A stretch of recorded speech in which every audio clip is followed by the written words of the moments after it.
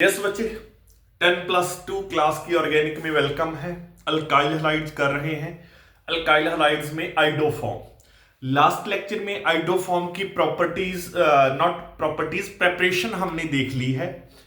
Methods of preparation we have already seen in the last lecture. और इस lecture में हम आइडोफॉर्म की फिजिकल एंड केमिकल प्रॉपर्टीज देखने वाले हैं।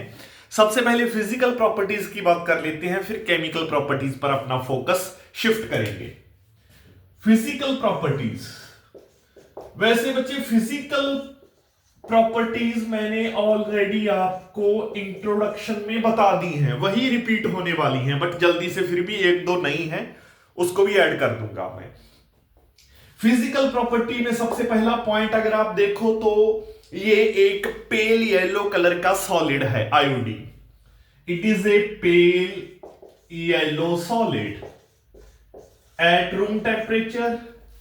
सेकेंड फिजिकल प्रॉपर्टी अगर आप देखो तो इसके मेल्टिंग पॉइंट की बन जाएगी कि इसका मेल्टिंग पॉइंट क्या है। इसका मेल्टिंग पॉइंट होता है 392 केल्विन और 119 डिग्री सेल्सियस।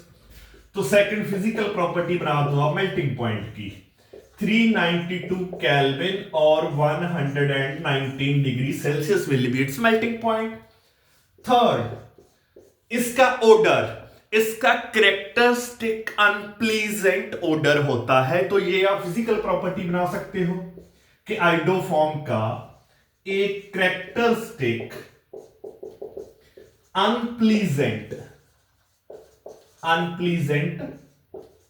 ओडर होता है।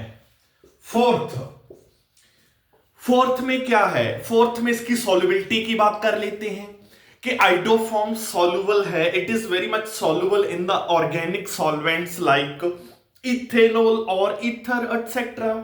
तो it is soluble in organic solvents such as ether comma ethanol, but it is insoluble, but it is not soluble in inorganic solvents like water। इसमें ये insoluble है। और एक लास्ट फिजिकल प्रॉपर्टी अगर बात करूं तो इसकी हमने इंट्रो में बात नहीं की थी। Iodoform as an antiseptic use होती है। ठीक है बच्चे, तो ये एज एन एंटीसेप्टिक इसका यूज होता है। एंटीसेप्टिक क्यों यूज होता है?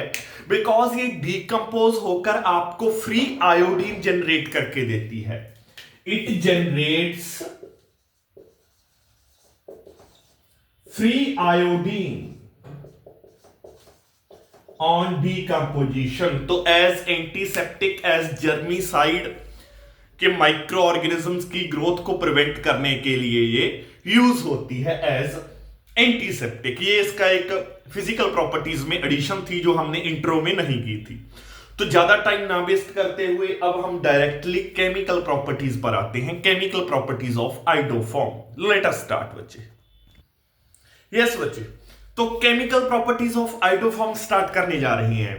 तो स्टार्टिंग में ये बोलते हैं कि जो आइडोफॉर्म की केमिकल प्रॉपर्टीज होती हैं वो जो हमने क्लोरोफॉर्म की केमिकल प्रॉपर्टीज देखी हैं उससे बिल्कुल सिमिलर होती हैं। तो आयोडीन उस जैसी केमिकल प्रॉपर्टीज ही शो करता है। बस एक थोड़ा सा फर्क इसमें ये आता है कि आइडोफॉर्म एक अनस्टेबल, थोड़ा सा अनस्टेबल कंपाउंड है इन कंपैरिजन विद क्लोरोफॉर्म, और ये डीकंपोज होकर आयोडीन गैस या फ्री आयोडीन जनरेट कर देता है।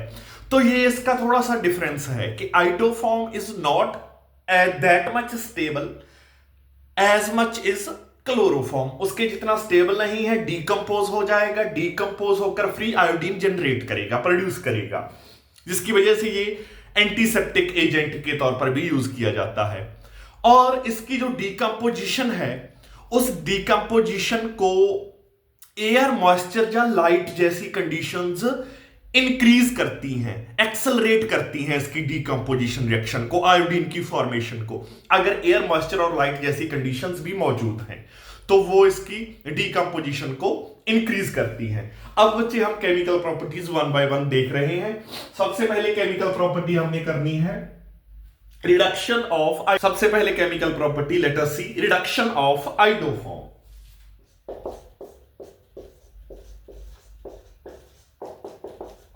Reduction.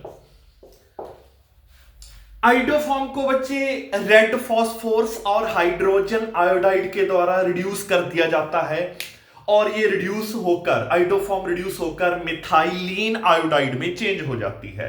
Late us see, I was having iodoform CH3, जैसे ही मैंने इसको हाइड्रोजन आयोडाइड के साथ रिएक्ट करवाया in the presence of red P means red phosphorus, तो जैसे ही हाइड्रोजन आयोडाइड के साथ रिएक्ट की तो हाइड्रोजन यहां चला जाएगा, यहां से एक आयोडीन बाहर आ जाएगा, तो क्या बनेगा CH2I2 मिथाइलिन आयोडाइड।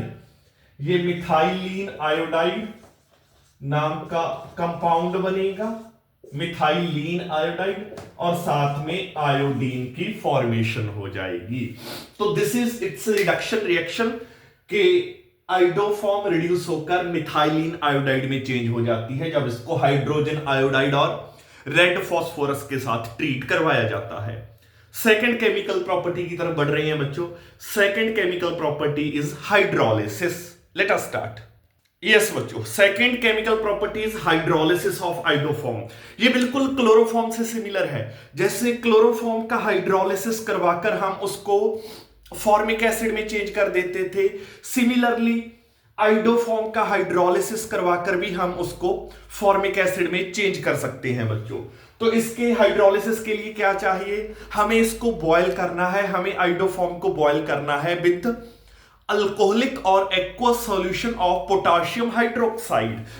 बॉयल करना है, चाहे पोटाशियम हाइड्रोक्साइड अल्कोहलिक हो चाहे एक्वस हो। लेट अस सी, मेरे पास आइडोफॉर्म है दैट इज CH3, मैंने इसको बॉयल करना है विद अल्कोहलिक और aqueous solution of potassium hydroxide. तो जैसे ही मैं इसको अल्कोहलिक और aqueous solution of potassium hydroxide के साथ बॉयल करूंगा तो फॉर्मिक एसिड की प्रेजेंस होगी, फॉर्मेशन होगी HCOOH, फॉर्मिक एसिड हाइड्रोलिसिस होने पर फॉर्मिक एसिड बन गया, plus 3 molecules of potassium iodide, और साथ में there is the formation of water, साथ में बच्चे वाटर की फॉर्मेशन हो गई है। So that is the hydrolysis reaction. Third chemical property की तरफ बढ़ते हैं। थर्ड केमिकल प्रॉपर्टी है कार्बाइल अमाइन रिएक्शन। ये भी बिल्कुल क्लोरोफॉर्म जैसे ही है। थर्ड केमिकल प्रॉपर्टी है कार्बाइल अमाइन रिएक्शन। तो आप याद करो बच्चे, जब क्लोरोफॉर्म को हम प्राइमरी अमाइन के साथ, primary amine which can be aliphatic और एरोमेटिक, जब क्लोरोफॉर्म को हम प्राइमरी अमाइन के साथ plus potassium hydroxide alcoholic K साथ हीट करते थे तो आपको पता है कि फिनाइल आइसोसाइनाइड्स की फॉर्मेशन हो जाती थी, जब करॉस्पॉन्डिंग आइसोसाइनाइड्स की फॉर्मेशन होती थी। और ये एक टेस्ट के तौर पर भी रिएक्शन काम करती है, कार्बाइल अमाइन टेस्ट के तौर पर, for the detection of chloroform और प्राइमरी अमाइंस। वहां पर हमने देखा था। Similarly carbylamine test iodoform ही देगी। तो मैं क्या करता हूं, मैं एक प्राइमरी अमाइन कंसिडर कर लेता हूं जो कि मैंने एरोमेटिक कंसिडर की थी लास्ट क्लोरोफॉर्म में भी। सिमिलरली यहां कर लेता हूं विच इज एनिलीन, एक प्राइमरी अमाइन,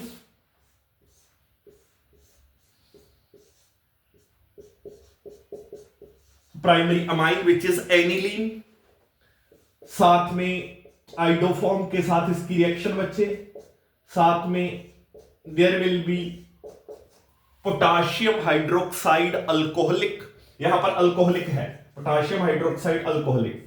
जब मैं इनके साथ इसको वार्म करता हूं, हीट करता हूं, तो मैं क्या देखता हूं, मेरे पास फिनाइल आइसोसाइनाइड की फॉर्मेशन होती थी,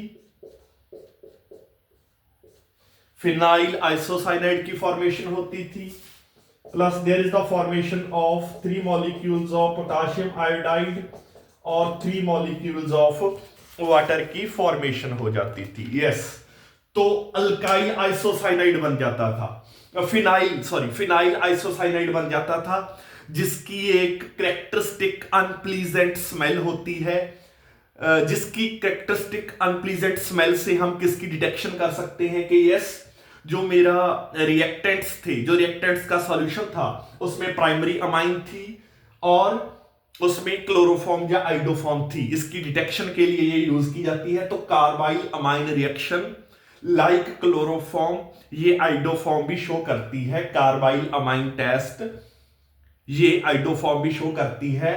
फिनाइल आइसोसाइनाइड की फॉर्मेशन करती है जिसकी अनप्लीजेंट कैरेक्टरिस्टिक स्मेल होती है, जो एज ए टेस्ट यूज होती है फॉर आइडोफॉर्म और फॉर प्राइमरी अमाइंस। तो याद रखना है बच्चे, कार्बाइल अमाइन रिएक्शन ये आइडोफॉर्म ने शो की। लास्ट केमिकल प्रॉपर्टी बची है। Last chemical property is reaction with silver powder and the formation of acetylene gas. ये केमिकल प्रॉपर्टी भी बच्चे क्लोरोफॉर्म के जैसी ही है। क्लोरोफॉर्म ने भी reaction with silver powder perform की थी। आइडोफॉर्म भी सिल्वर पाउडर के साथ रिएक्शन परफॉर्म करेगी और एसिटाइलिन गैस का प्रोडक्शन करेगी। तो let us take two molecules of iodoform CH3, उसको मैं सिल्वर पाउडर के साथ हीट करता हूं। जैसे ही हीट करता हूं मैं देखता हूं मेरे पास एसिटाइलिन की फॉर्मेशन होती है, या इथाइन बोल दो इसको। ये गैस है एसिटाइलिन गैस। एसिटाइलिन गैस की फॉर्मेशन होती है और साथ में सिल्वर आयोडाइड के प्रेसिपिटेट्स बनते हैं। साथ में सिल्वर आयोडाइड के प्रेसिपिटेट्स बन जाते हैं। तो मतलब आइडोफॉर्म भी सिल्वर पाउडर के साथ रिएक्ट करके एसिटाइलिन गैस प्रोड्यूस कर रही है। क्लोरोफॉर्म भी बिल्कुल ऐसे ही करती थी। यहां पर आइडोफॉर्म की केमिकल प्रॉपर्टीज भी बच्चे ओवर हो चुकी हैं। तो क्लोरोफॉर्म और आइडोफॉर्म हमने कंप्लीट कर लिया है। मिलते हैं नेक्स्ट क्लास में, नेक्स्ट लेक्चर में बच्चों।